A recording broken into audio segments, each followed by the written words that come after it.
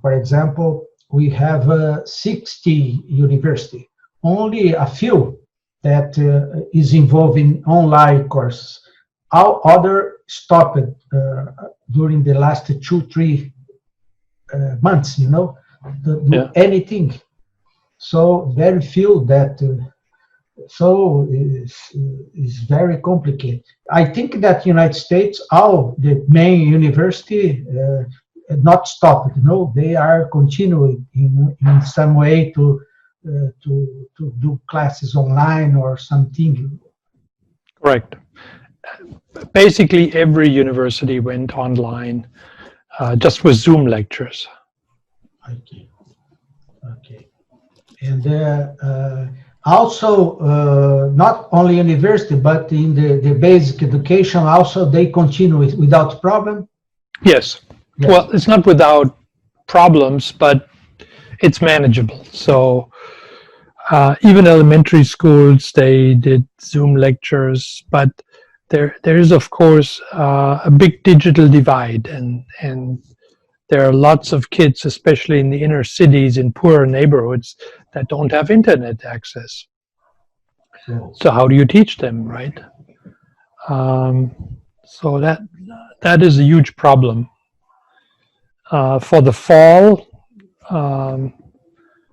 our university just has announced that we will start bringing students back in September. It's not so clear that we can prevent additional outbreaks. But of course, in that age bracket, almost nobody dies of it, right? Mm-hmm. So obviously there are some pre-existing conditions, asthma, for example, in these kids where you can die. But the death toll that you would predict from that is no bigger than from the vaping that they do voluntarily. So that's not the problem. The problem is, their contacts with older people, faculty, staff. So those are the people that we need to protect. And we have a transition team now.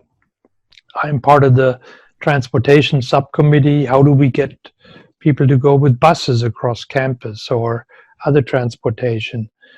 That's going to be a problem. You have to be able to separate by 6 feet in a crowded bus. It's impossible. So it will happen in the fall, and we'll see. We have already decided, there's in the US, there's Thanksgiving at the end of November. Mm-hmm. And then typically students go home to their families, leaving Wednesday, coming back the next Monday. And then they stay for 2 more weeks and take final exams, and then it's Christmas vacation. So this year we have already decided the face-to-face instruction ends before Thanksgiving, that Wednesday, and then we'll send students home, and the last 2 weeks and the exams will all be done online. Okay. Because when all the students go back to their families all over the country and maybe all over the world, get into contact with other people, and then bring back all the virus load of their communities, we might have a giant outbreak here again. Okay. So, not easy. And in East Lansing, how is the contamination of the virus? Is out of control? The commerce, the places are shut? Yes, all restaurants are shut. Diane and I have been at home for 3 months, not leaving the house except taking walks with the dog. We live in a very, very sparsely populated neighborhood. The houses are over 100 yards away from each other. Mm-hmm. And so there's basically nobody on the street. And if we meet somebody in the evening, we just walk to the other side of the street. So it's very easy to keep distance from each other. Our groceries, we have Instacart. It's a grocery delivery service. They shop for you. You click through the website, you figure out what you want. They shop for you and bring it right to your house. And then, You pay over the internet, so you have no contact with them. So we can both work from home. I typically work in the basement where I have my library. Diane works up on the second floor. We don't hear of each other the whole day. So we're very safe. Now, with East Lansing and Lansing, the three main employers are Michigan State University, we work from home. The state government, they also work from home. And General Motors, and they have shut the assembly lines. So no restaurants open. So here the pandemic was almost non-existent. In the entire county, more than 500,000 people live here, less than 50 deaths. Mm-hmm. And the shopping center is open or church? It's closed. Closed. And how here in United States, the city have autonomy to do the rules, or are centralized in the federal government? Not the federal, but the state government. State. So each governor decides what to do in the state. So they can issue, I'm going to close the schools, or I will close the restaurants. 3 weeks ago, our governor said, okay, now the golf courses are open again. Golf you can play, very safely. So I've played a few times now with friends. And when we play, we stay at least 5 meters away from each other. It's very easy to do on the golf course. And nobody walks up to you, right? Everybody walks in the same direction. And so you don't meet anybody on the golf course. So it's actually safer than what we do walking our dog. And the governor initially said, no, nothing will be open, including golf courses. And then she opened golf courses again. Next week, 1 week from today, the restaurants will be open again at half capacity. Every table has to have at least 3 meters different distance to the next table. I wouldn't go inside a restaurant because of the air that is circulating. But if you can sit outside in a restaurant, on their terrace, that may be fairly safe. So in Michigan State, all the seats have the same rules. There's no difference between cities inside That's correct, each state. Yeah. Okay. Yeah. But Detroit was still hit very hard. There were, I think, 6,000 people died in Detroit so far. And it's a lot of people cannot afford to stay home, They have jobs in the fast food industry, or where they can't, they get paid by the hour, very low.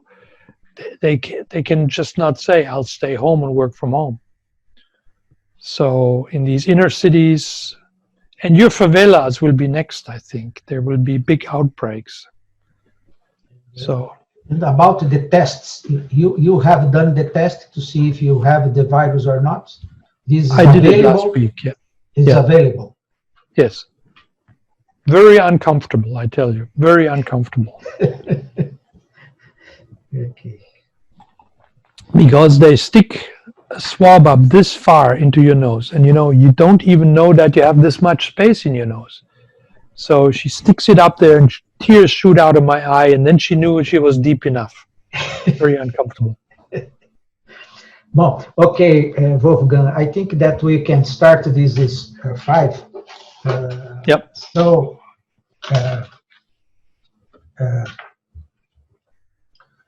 well, I would like Professor Wolfgang BAUER for accepting the invitation to this web seminar. The idea will be that Professor BAUER make a presentation of 30 or 40 minutes, and then questions and discussions about this content. So this is the idea.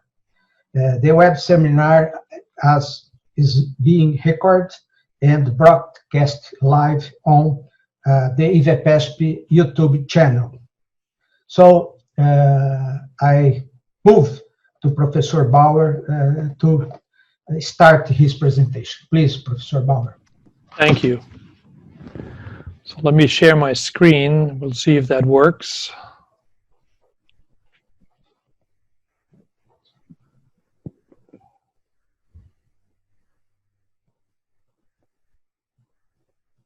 Can you let me know if you can see this?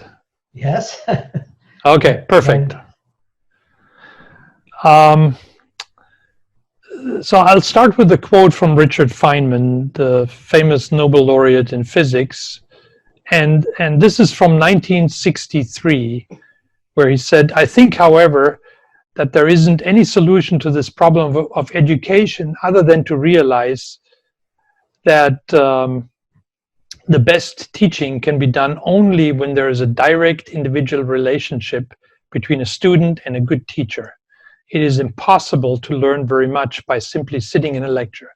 But in our modern times," remember this is 1963, 55 years ago, "but in our modern times we have so many students to teach that we have to try to find some substitute for this ideal." And of course, since then, the number of students have grown incredibly, and the number of faculty haven't. So what to do? So let me illustrate this on an example. Suppose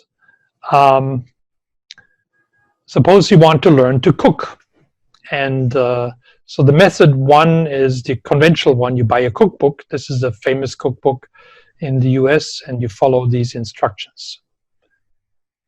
And you know, in the age of internet now, you can have the cookbook as an app on your iPhone, but this is still method one. You know, you buy something that you read and you work on it alone. So what can be done better? So method two is the immersive one-on-one. You know, you take an internship with a famous cook, you work in their kitchen, you get immediate supervision and immediate feedback, and you have rigorous quality control. For example, I show this there, is you could go to Le Cordon Bleu, the famous cooking school in France. It's very expensive, can only be done for a few. So what else is there? Well, I would say here's the method three that would work much better. And I show a few cooks here that you can listen to on video, you know, like Wolfgang Puck or Rachel Ray or Gordon Ramsay and so on, Bocuse. And so you could select the best presentations from the best chefs in the world. You get detailed instructions from many sources that you can access. Then you cook under this guidance from these videos. You send in your finished dishes, probably have to freeze them for taste tests. And then you receive feedback, say from email, text, whatever communication channel. And then you repeat. And for the final exam, you would probably have to come in, like I pictured down here, and perform in front of judges. So you could learn pretty well. And this works. So you could also have a learning community where the cooking students exchange recipes and tips and tricks with each other. And this would actually be more than what the teachers designed initially, and create something that's self-organized and better overall. And you can see, here's me in my chef outfit and cooking a dessert. Apparently this works. So one can learn to cook this way. My favorite cooking site, by the way, is Sally's Baking Addiction. So what about higher education? Can we do the same model? And so this is my thumbnail sketch of a university. And a university is a place where faculty and students interact with each other. And with this online education, however, what will happen then is that there's all kinds of other players that insert themselves into this interaction between the faculty and students. There's textbook publishers, there is course management systems, maybe MOOC providers. MOOC stands for Massive Open Online Courses, and I list a few of those providers. And all of them have the goal of inserting themselves into this faculty-student relationships, possibly saving money and making a profit out of it. So I want to talk to you about Michigan State University's online adventures, at least in my department, in the physics department. And I just point on the globe where Michigan State University is. It's in the state of Michigan, obviously, and we people from Michigan like to show where we're located by raising our hand, because our lower peninsula of our state is shaped like a mitten, like a hand, and surrounded by the Great Lakes. And East Lansing is right here in the middle, where I indicated also. So we have a long history that my collaborators and I have experience with virtual education for 27 years now. So we started with the National Science Foundation Instruction and Laboratory Improvement Grant to improve a certain aspect of our lecture lab segments and put it partially online. In 1995, a quarter century ago, we produced our first online project in terms of a CD. It was called Multimedia Physics. Now remember, the World Wide Web had only been invented in that year, basically. And so we didn't use the World Wide Web then. We distributed our materials via CD. In 1997, we switched to the World Wide Web with a lecture online system, which was mainly constructed actually from our materials by my former student, Gerd Kortemeyer, who will give also a seminar in this present series. He's now the head of instructional technology at ETH Zurich in Switzerland. In 1997, also, we started teaching virtual university courses, first with a very small contingent of students. In my first 2 classes, I only had 27 students, which was by design. So if I would make a mistake, it would be easily correctable by hand-holding a few students instead of allowing hundreds of them into the class right away. We distributed a German language physics CD in 1998. It was called Klicks Physik. And then in 1998, we branched out into other disciplines with the Howard Hughes Medical Institute grant of $1.8 million. And so we produced first-year biology with this. In 1999, we ventured into the high school curriculum. I partnered with a company that Paul Allen, the Microsoft co-founder, owned, Apex Learning, and produced a high school advanced placement physics course for them, all online. In 2000 also, we got another very large grant from the National Science Foundation for $2.1 million to make LON Kappa now as an international system for an online course management system. In 2008, we completely redid all of our virtual university courses with the aid of Camtasia, a lecture capturing system that captures all of the things that go on your computer and that allows you to video and voice over. In 2012, we reached an annual enrollment of more than 1,000 students per class per year for a total of greater than 10,000. So we have a long track record of these virtual university classes, and they're continuing until today. So what we do is we do semi-synchronous work. All the lectures are recorded, and then we require regular weekly homework assignments, and we require the students to attend exams on fixed exam dates and hours. So inside a 30-mile radius, 50-kilometer radius of campus, we asked the students to come to campus and sit in an exam room. Outside that radius, we allowed proctored exams, and so it could be a work supervisor, or for students serving in the military abroad, it could be a commanding officer or a college professional at some other universities in the proximity of these students.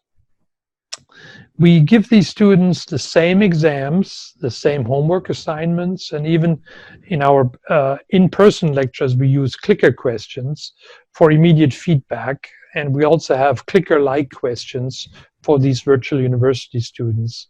So we give them the same materials as for the lecture-based classes. And then the faculty interaction is with email, chat rooms, and physical help rooms. And we've also experimented with texting and other social media accounts. We've also looked into having online proctoring through Examity, and so there's exam taking rooms available where a student can go in and then take the exam with cameras present in the room that prevents cheating. So this is the system, learning online network with Kappa, and you can log in as I show there. And when you go in, you get a list of all the classes that you're currently enrolled in. Of course, this is one in 2018 that I was enrolled as an instructor, Introductory Physics 1. And so if I go in there, this is the first page that I see, and then I can go to the resources that the students will see. And there, as listed there, online lectures, practice exams, real exams, corrections for the exams, solutions if available, pre-course concept tests and surveys, and then of course at the end we'll also have post-tests to give a more objective measure of how the students did in their learning outcomes. So when you go into these lectures, there's basically one lecture for each hour of lectures that you would have in a presence environment. So that's typically on the order of 40 or so per semester. Each lecture itself, this is lecture 4 here, is split up into smaller segments of short video segments of maybe 5 to 7 minutes, which we have empirically found is the maximum attention span that you can really devote to one of these. And then you have to do some interactive exercise or some problem solution that doesn't force you into a passive listening mode. So I just said that 5 to 7 minute segments, they're produced by Camtasia screen captures with voiceover. Right now you can see my head in the corner of the screen, but this head is not really necessary. When the students attend a class, they mainly look at the blackboard or the projection screen to figure out what is going on, and they listen to the professor, and the same environment we captured. So we try to capture the experience of a student coming to office hour and getting one-on-one help. And how this usually works is when a student comes to my office hour, I take out a piece of paper and I draw something on the paper and maybe have some equations that I manipulate for them. And the student doesn't watch my face when I do this. The student watches the piece of paper. And so that's also what we try to do. These are also completely closed captioned, so with closed captioning, which is very advantageous if you're hearing impaired. So here's an example. I switched the sound off, but you can see the closed captioning off there. And then as the different parts of the lecture come in, there is sound that's being spoken, but while I speak right now, I muted that sound. The closed captioning you can still see, and you can see how the professor interacts then with the equations and writes on the screen and performs the transformations of the equations to finally get to some kind of solution. So that has worked out to be very popular and tries, as I said, to capture the same ideas as listening to an expert solve something on paper, potentially with the aid of already equations that have been there. So I'll just skip out of this. The homework problems are also within Lon Kappa. They're individualized. That means that basically every student sees the same problem, but maybe with different words at strategic locations and certainly with different numbers. There can also be different automatically generated drawings, like in this case, of contour lines in an electric field. These are highly customizable. They can be authored by individual faculty, or you can take them over from others. They can be numerical, where you require a numerical answer, like the acceleration is 5.4 meters per second squared. They can be conceptual, like in this case. They can be dynamical graphs. They can be math input. It's very, very convenient. We recorded a lot of lecture demonstrations. When I'm giving an on-campus lecture, I like to do a lot of demonstrations. But here we had to rely on videotaping all of our lecture demonstrations. So 2 instructors and I basically went through our entire sets of lecture demonstrations and provided videos for all of them that all of our faculty can access and include in their virtual university lectures. We, well, actually mainly me, because I like doing this, constructed interactive exercises. And a few years ago, we started with that, 20 years ago, we started with that Java-based, but now Java is generally recognized as a security risk, so we went away from Java and went to all HTML5. And here you can see one, for example, illustrating interactively Kepler's area law. These exercises can be embedded into Lon Kappa and then tested. Here's one on two-slit interference, and you can vary the slit width and the slit separation dynamically. You can see how the interference pattern varies. These can also be made into real full-fledged lab exercises. I'll talk about this in a few minutes. Here's one that shows basically the holy grail of introductory mechanics, which is asking the students to draw free body diagrams. And you can do that in these exercises. And again, we can make homework problems out of these. And I'll stop this here. It's here's one with polarizers. Showing impressively how you can change the linear polarization of a beam of light. So this is a time history of the number of online physics students that were in just this introductory class for non-physics majors. And you can see that basically there was a strong linear growth from the beginnings in 1997 with only 27 students. Now we have almost 2,000 students per year in these classes. So there's thousands of students, millions of clicks, big data that help us analyze all kinds of questions. For example, when do students actually like to work on these online materials? And you can see time of the day from 0 to 24 hours. There's a strong dependence on time, and students don't like to get up early. They like to work on these, well, starting, I would say, in the afternoon, but definitely peaking after dinner. And then the pandemic happened. In early March of this year, Michigan State University was forced to suspend all in-class instruction due to the novel COVID-19 virus. And this is a dashboard from Johns Hopkins University, which I consult frequently. This is from 2 days ago, and there were over 6 million infections in the world already, and more than 367,000 people have passed away due to this pandemic. And you can see that the US has the most infections, followed by Brazil and Russia, United Kingdom, and so on. So there seems to be a certain correlation between the ability of the leaderships of different countries and the number of infections in that country. And I'll leave it at that.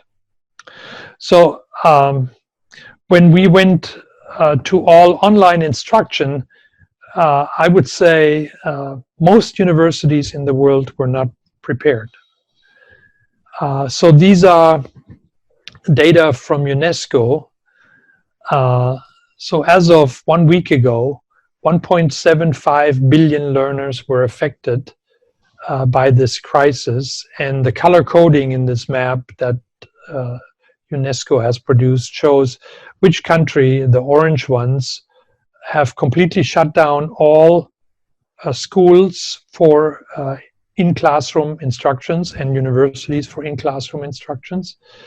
The light yellow ones have implemented localized closures, and only a few countries in the world, mainly countries like Sweden, for example, have decided to have no school closures.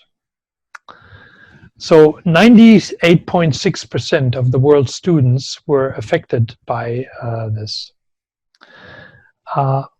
Mostly then educational institutions from grade schools to universities switched to online education, distance learning.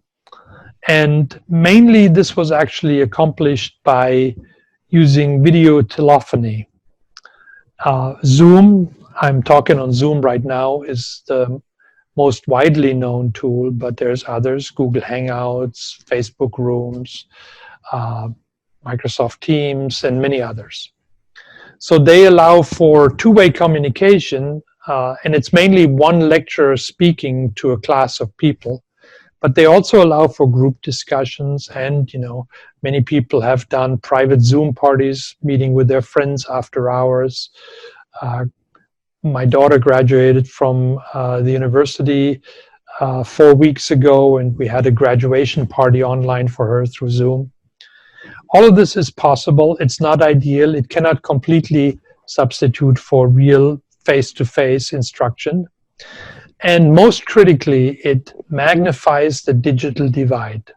Not everybody has access to the internet and digital devices where they can take part in these learning modes. And so that is a very, very crucial problem. So lecturing is possible. Laboratories were basically stopped.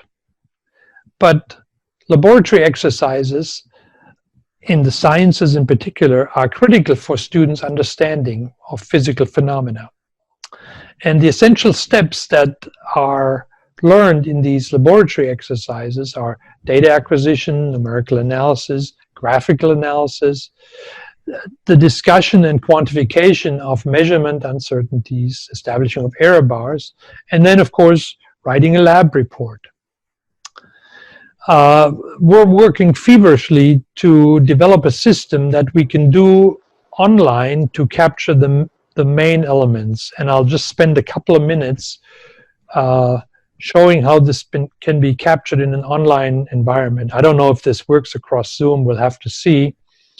So when I click here, I'll I'll go to these.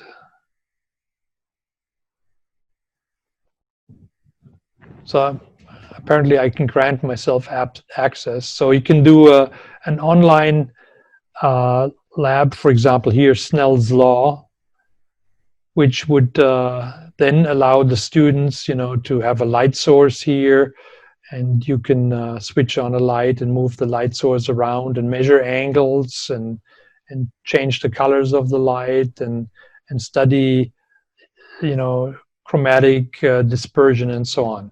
So this can all be done in a quantitative way.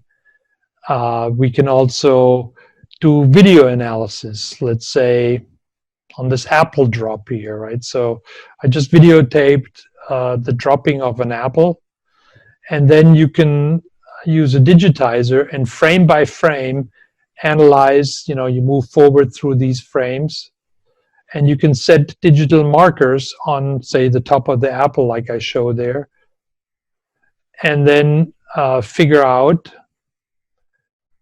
the free fall of the apple. And you can analyze this.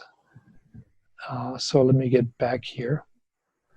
And I did this, of course, beforehand.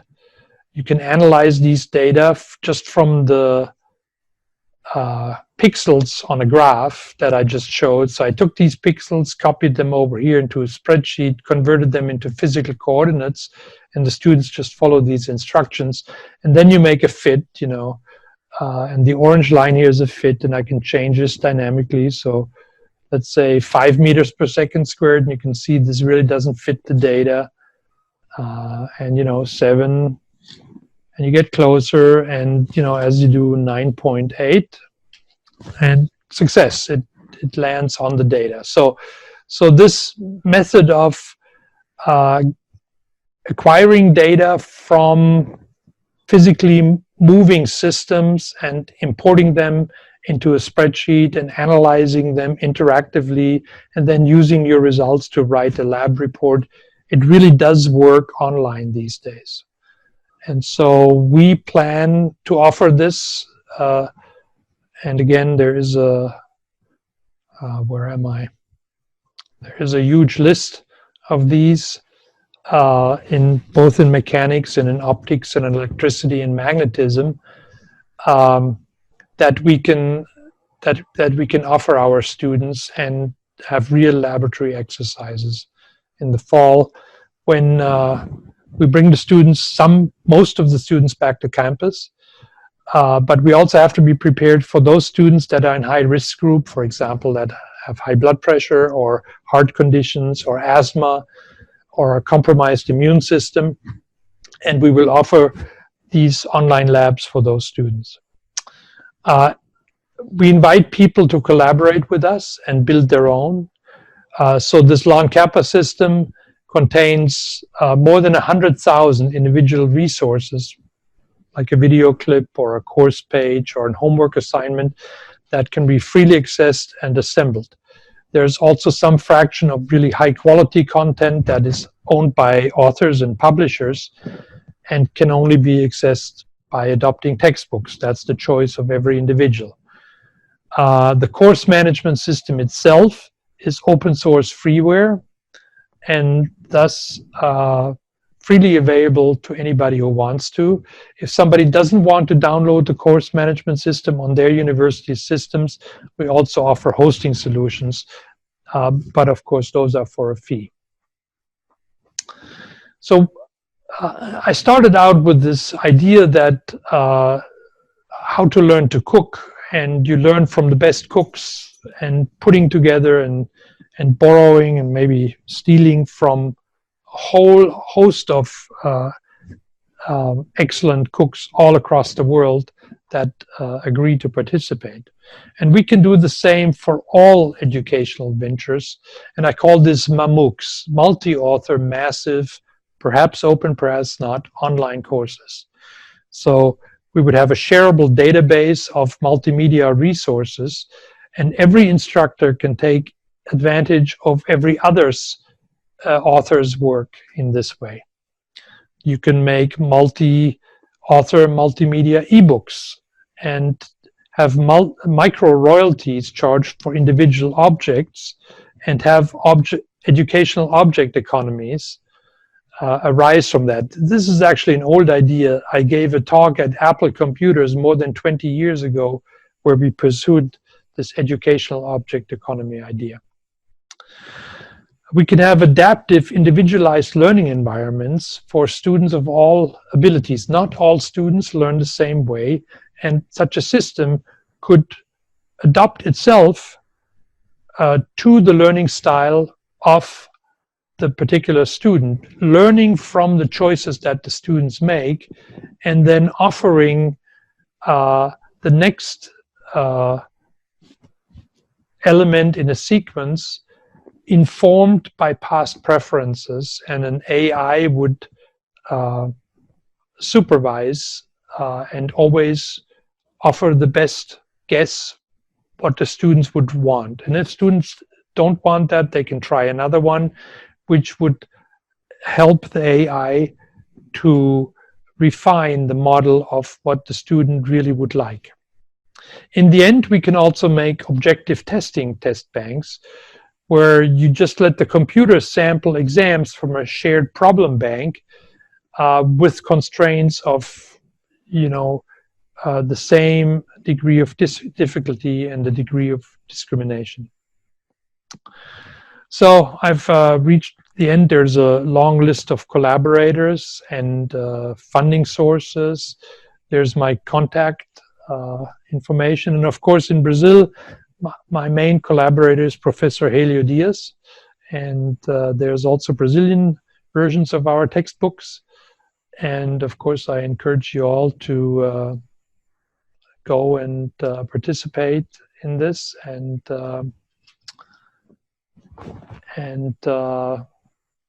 share in this.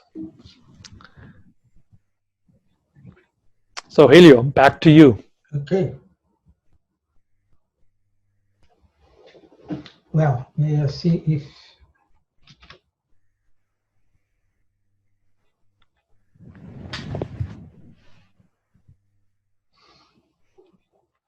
aqui, temos aqui Carlos Rivera, que está nos acompanhando também, um colega nosso do IVEPESP, o professor Frederico Lito, que é também o atual presidente da Associação Brasileira de Ensino à Distância, o professor Cardoso também, que é também do IVEPESP, que foi diretor da Escola Politécnica da USP, que eu agradeço também aqui a presença, e o professor Carrilho também, que é o atual diretor, né, do Instituto de Química da USP de São Carlos, né, e que também está todos achando muito boa a sua palestra. Well,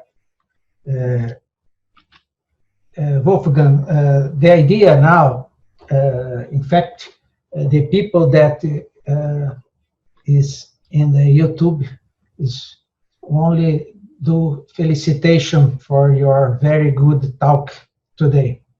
So the idea now is try to see how we can, in Brazil, that you said that we have also problem of students that have no connection, for example, in Michigan State University. Since this work was done many years ago, so I think that most is prepared for this transition. You don't know to start from the beginning to implement. For example, in my university, University of São Paulo, our experience for regular courses is really have very few experience. How you think that for the most of Brazilian university to start with this situation of online course, what do you think that is the best strategy to implement this? Which are you think that is the best to do at this moment? Because many universities, in fact, stopped during these last 2 or 3 months, have done anything. What do you think that they can do? Yeah. So let me first introduce my office mate here in the back there. I've been working from home for 3 months, and every day he comes to my office and he lays down with me. And when I do a lunch break, he gets up and eats with me, and so I'm very well protected here. So yes, it's a problem to start this whole thing up again because you need to reach your students again, right? So if you have regular email or social media contacts with your students, then at least you can invite them this way. If you can't reach them through social media, through the internet, through email, through telephone, then you have to write to them. So supposing that we have solved this problem of contacting your students and inviting them back in, what do you invite them back into? So in my university, we have made the choice to work exclusively across Zoom. So every instructor sent an email to their class saying, okay, next Monday, we'll start online instruction on Zoom. And you can listen to it on your computer, on your tablet, on your smartphone. You can ask questions. There's two-way audio. And that was, I would say, by far the easiest way for online instruction. I would also say that this is not the best. What I try to outline here is what can be done better. And fortunately, we've had, at Michigan State University, we've had a quarter-century experience with what works well with online instruction. And so after the initial shock of where we had to say, everybody get off campus, we don't want many deaths on our campus, and go to this, granted, not very sophisticated online instruction where you just basically watch some talking head explain stuff to you. In the next semester, we'll be much better prepared, and we can do the things that I outlined in my presentation today and have much more immersive exercises. Now, the question is still, if a student does not have access to the internet at home, what do they do? So, for example, I don't really know what the situation in Sao Paulo is, but public libraries here offer free computer and internet access. And so as we open these public libraries, we can have possibilities of students that need this channel to access the internet, reserve a certain number of hours a day for a certain seat, and they will then be able to access the internet during those hours and access these online classes. By having these asynchronous online classes that I described, you can distribute the load of these students that need the internet basically over 24 hours a day. They don't all have to sit there at the same time when the lecturer is actually lecturing. They can access it when it is convenient for them. And many students also have jobs on the side, and so they can pick the times that don't conflict with their working hours. Yes, well, you show some examples of laboratory experiment for basic physics. But for example, for some more advanced laboratory, for example, for mechanical engineering, how Michigan State is solving this part? Because we need some more sophisticated experiment. How they stopped this activity, or they find some solution? Yeah, so typically the number of students that take the more advanced laboratory classes is smaller than the ones that take the introductory. That's probably also the same at your universities, right? The introductory laboratories, there's thousands of students that take them. The advanced laboratories, only a few. We need to work on physical separation of the students. So we cannot afford to have thousands of students in the laboratories at the same time. And that's why I'm working on these introductory laboratories that then students can do nicely physically separated across the internet. That frees up these rooms where the introductory labs are, that we can do individual experiments for one student at a time in a separate room, all across the laboratory spaces. And so I don't propose right now to have online advanced laboratory exercises. Those will still be done in person at the university, but one person at a time, one person in one room at a time. Does that make sense? Okay, but you think that in some moment will be this advanced experiment be done online? You think that will be possible with the technology to perform this more advanced? Absolutely. We just don't have it yet. You know, you can do surgery across the internet, right? There are now technologies where you can computer control or control. A good surgeon has sensors in gloves where they can manipulate across the internet and operate robotic devices that do surgery on people remotely. If you can do that, and that's very expensive, of course, but if you can do that, you can also remote control, operate any kind of laboratory that you want. You know, in our nuclear physics lab, and you visited our nuclear physics lab, of course, we have remote control target handling of radioactive sources. No human really touches these. We have remote controls for this. So this can happen, it just hasn't been done yet. I'm hopeful, though, that we don't need to do this. The introductory laboratories are the biggest problem right now. And I would argue that we have solved this. And hopefully, as virus treatments progress, as vaccines will be discovered, we can go back to normal in maybe a year or a year and a half. And until then, we just will have to make do with what we can generate until then.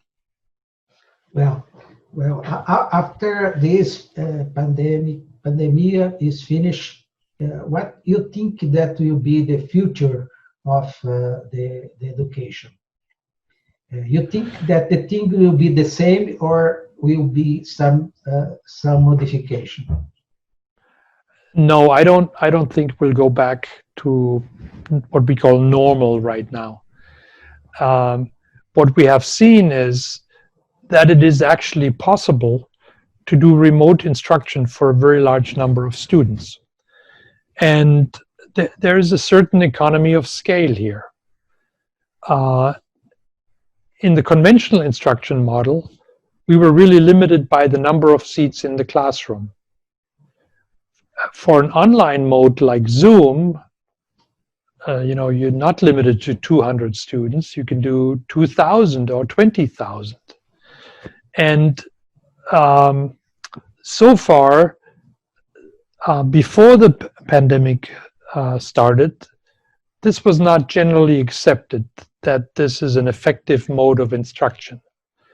But now, millions, billions of learners have been exposed to this mode of instruction. And while it's not ideal, I admit it, a lot of students and their parents have seen this is possible.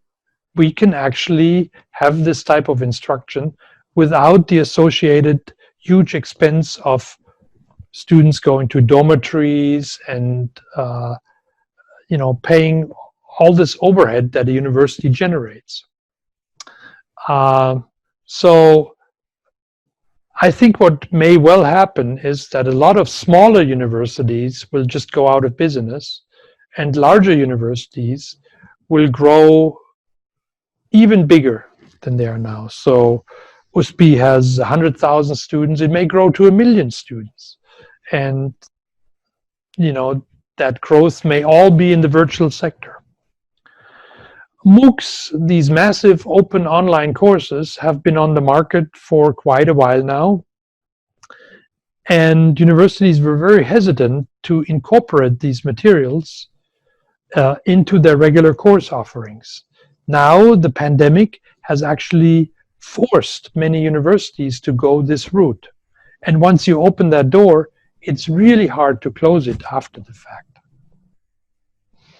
And one thing that here in Brazil is a very important question is that the virtual education have no better quality than the presential. I think that you have done many simulations in Michigan to compare the absorption of the material with the one A and another. How you think about this? Yes, so we have actually published studies in the literature. You're right. Overwhelmingly, it's no better than in-class instruction, but it's also no worse, right? And it's much more convenient for the students in many cases. We have found, though, methods where we have had better learning outcomes than conventional methods. For example, we introduced weekly exams, both in the lectures and in the online materials. And those weekly exams showed actually much better learning outcomes than the conventional way of just doing homework and lectures, and then once or twice in a semester you give an exam. Not only have we shown better learning outcomes, but also higher satisfaction on the side of the students. And so I don't really like to talk of students as customers of universities, but in a certain sense they are. And so customer satisfaction is a really important component of this whole educational enterprise. We want students to be reaching higher satisfaction and the conviction that they have learned more. And then we have done our job. So this definitely works. And the virtual education is more cheaper than the presential or not? Let me say it this way. You can make it cheaper. At least on my part, there is no for-profit motive. I work in a state-supported university, and we just try to do the best job we can with the resources that we are given. Having said that, there is always a desire to have cost savings and improve the quality while at the same time reducing costs. And at scale, at least, online education can be offered at less cost than in-person education, if for no other reason that you don't have to maintain the buildings, right, and the lecture halls, and pay for the electricity and the heat or the cooling of these lecture halls. I see. You show in one of your slides what is the best time for the student to work, and you show that after the dinner, as you said. You think that how is the importance of this thing for the absorption of the content? What do you think?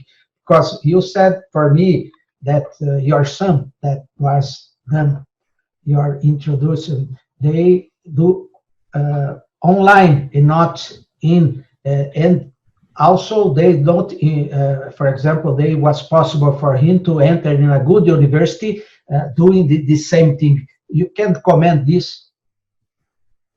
Yeah, so I would say that you mentioned my son.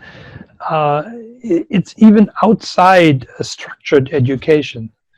You know, my son worked himself into an open source collaboration on container software for supercomputers. And so I asked him how he learned about this at his university. And he said, well, I didn't really take any classes at my university on this. I Googled and figured out the resources that are freely available on the internet myself. So for motivated students, we don't even need to hold hands with these online instructions. They find a way to learn themselves. But that is dangerous to make that the general way of instruction, because, to be honest, a lot of students are not that independent and not as self-motivated. So that's why I try to make the online resources that I offer fairly structured, that I require them to work a little bit each week, and they can work at whatever day and time they would like to do this each week. But I want them to work each week a little bit so that they have some external force that pushes them along in their studies. Not everybody is self-motivated enough that they can just go off on their own and just acquire these type of skills. And about the financial of education at this time in the United States, you think that how the investment was done in this last year? How is the situation of education in the United States in all the levels? Well, so I mean, obviously there is a lot of resources available at the university sector. I would say not so much has been invested in the kindergarten to 12th grade education, and actually there is a dangerous tendency to give more state support to private schools, which, you know, I talked about the digital divide between poor and rich children. For these private schools, that makes this divide even bigger. So there's a problem that I could talk for a long time about there as well. But overall, I would say to be internationally competitive, every country, Brazil, the United States, Europe, Russia, China, whoever you want to use as your example, every country has to make sure that we invest sufficiently in the education of the future generations. That's the only way to assure economic growth, because building an economy that just relies on exploiting natural resources is not a long-term successful proposition. Well, for a final question, you have a very important position in the administration of Michigan State University. How is the importance of a good administration for the university? Because here in Brazil, many of our university, I think that need a lot of efforts to, because all the money here, for example, the São Paulo University come from the states of São Paulo. And with all this situation, we need a new things to do to obtain some money. What you do some suggestion how, because you know many universities in Brazil, because you stay here several times. What do you think that with your experience of administrative can suggest here for our universities? Okay, there's of course cost savings, right? Um, and as you say, I've looked at a lot of universities in Brazil, and most of them have cut costs to the bone already. So there is not much to do. Maybe in the energy that universities consume, sharing of resources between universities, that not every university has to offer every specialty. That is a possibility. And then what has worked fairly successfully in the United States is partnering with the private sector. And some universities do this very successfully already. Just last fall, I was at Unicamp, and they have a great relationship with a lot of the companies in Campinas and potentially also outside. When private industry invests into research in the universities, everybody wins. Obviously, the universities have an influx of money, but in addition, the private companies can afford to do research and be internationally competitive much cheaper by investing in universities and engaging in this research together. There's also the importance of endowment. So this has actually a fairly long tradition in the United States already, and basically no tradition in Brazil, that private citizens and corporations make gifts to universities, and the universities don't spend the money right away, but put it in an endowment that earns money for them, interest, and you only spend the interest or the income from the stock market. Harvard, for example, is the university with the biggest endowment in the world, followed by Stanford, and maybe they have by now changed places. I haven't really paid attention. But basically, from the interest of the endowment that each year the endowment earns, Harvard could live only from that money. Once you've reached that stage, you're truly independent and you don't have to look for anybody to give you money, because you have enough money to support yourself in perpetuity. Now, that's a very fortunate situation. My university has a much smaller endowment, maybe 10% of that of what Harvard has. But this makes a very, very significant contribution to the quality of the education. Well, to final, in fact, now, here in Brazil, many universities, because of this pandemic, is shutting. This is happening also in the United States. You have heard that some university, because of this time, they shut? Yes, there. I mean, I don't really know what the overall magnitude of this effect will be. So far, I've only heard of a few isolated cases where universities had to just shut permanently. But if this goes on in the fall semester, and maybe there's a second wave of the pandemic, then I predict that a lot of universities will, there's over 1,000 universities in the United States, and a lot of them are not in a financially good position, already had falling student enrollments before the pandemic started, and the pandemic has just magnified these problems. So yes, there will be more universities closing their doors. You said that most will be absorbed by the big groups. You think that the big university will stay more big, that you said, because yes, they are via some. Okay, well, we now is 1 hour. So, Wolfgang, I would like to thank you very much for your very excellent web seminar. I think that all the people that will be this, we have have this web seminar to put in also YouTube. So more time to thank you very much for this opportunity, and I would like for your final consideration, please. Well, Helio, thank you for inviting me to this. It's always a pleasure to have conversations with you.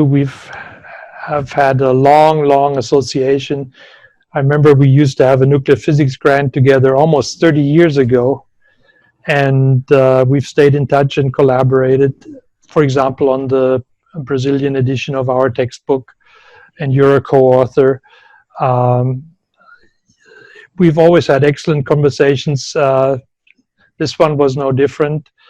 I just regret that I can't be there in Sao Paulo in person, so that now that it's dinner time almost, we could go off to a churrascaria or eat some feijoada and visit one of your many excellent restaurants in Sao Paulo.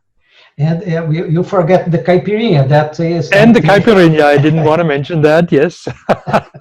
Okay, well, thank you very much, and we see you very soon, I hope, okay? Yes, thank you. Thank you very much. Bye.